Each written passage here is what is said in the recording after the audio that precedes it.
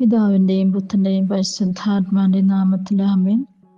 വിശുദ്ധ ലൂക്കാ എഴുതിയ സുവിശേഷം 1-ാം അധ്യായം 46 മുതൽ 56 വരെയുള്ള തിരുവചനങ്ങൾ.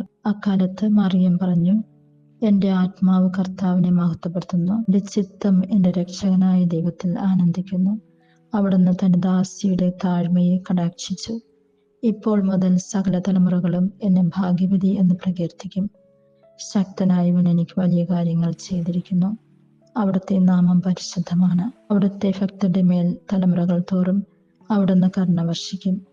അവിടുന്ന് തന്റെ ഭുജം കൊണ്ട് ശക്തി പ്രകടിപ്പിച്ചു. ഹൃദയവിചാരത്തിൽ അഹങ്കരിക്കുന്നവരെ ചിതറിച്ചു.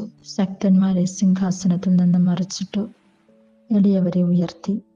വിശക്കുന്നവരെ വിശിഷ്ട വിഭവങ്ങൾ കൊണ്ട് സംതൃപ്തരാക്കി.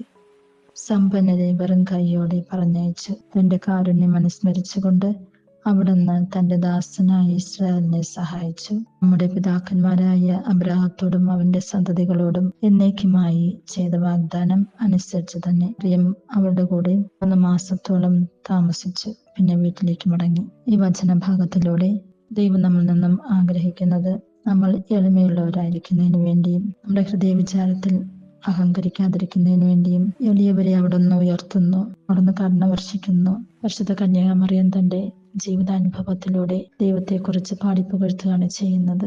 പരിശുദ്ധ കന്യകാമറിയത്തെ പോലെ നമ്മൾക്കുമാകാം.